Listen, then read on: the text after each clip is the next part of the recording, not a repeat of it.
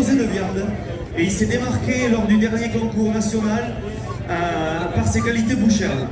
Donc son éleveur Nicolas Saint-Sardos qui le tient à Samadé, donc un éleveur laitier à la base qui aujourd'hui a monté un petit troupeau de Mazadé à côté et qui se démarque très bien dans les différents concours.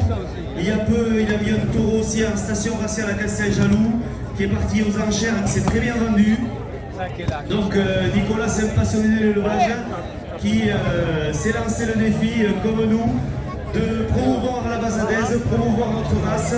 Donc merci à lui, je pense que vous pouvez faire des applaudissements pour ce magnifique taureau qui a été présenté aujourd'hui à Géno. Avec beaucoup de développement squelettique et de finesse.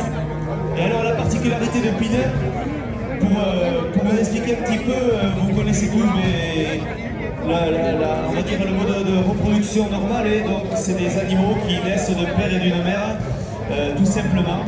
Et Pinot, la famille Hontan, ils ont décidé d'acheter une très bonne vache qui s'appelait Lavande, qui a produit beaucoup d'embryons, c'est-à-dire on y a prélevé des embryons qu'on a procréés à foison, et Pinot a rendu beaucoup d'embryons, et elle aura peut-être un jour 40, 50, 60 produits, fils ou filles de cette vache.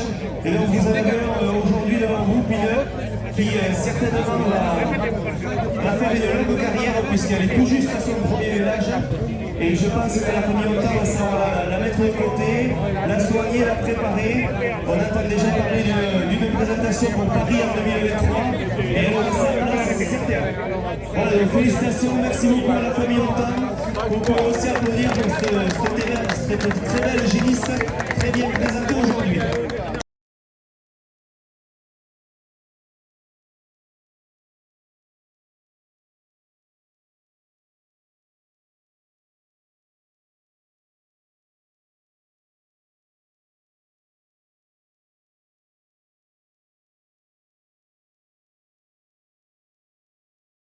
Galiax bien conformé, disons qu'il fera au minima un superbe mâle pour l'engraissement, et au maximum, disons, on peut espérer sur ce type de mâle le garder pour la reproduction un peu plus tard.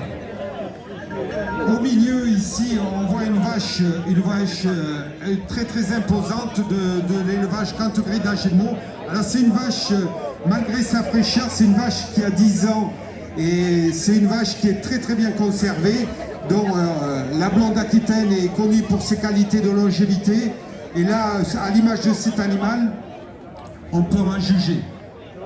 Et ici, sur votre droite, présenté par un futur jeune éleveur de blonde d'Aquitaine, voilà, une génisse, c'est-à-dire un animal qui n'a pas encore vélé, un animal qui a environ 30 mois, qui est gestante, qui aura son premier veau d'ici 6 mois. Voilà, cette génisse appartient à l'élevage Hontan de Samadé, qui a été cité précédemment et qui était en Mazadé en même temps. Voilà. Alors, quoi vous dire de plus? Disons, au vu de la qualité de ces animaux et de la blonde Aquitaine, tout ça, je ne peux vous engager, disons,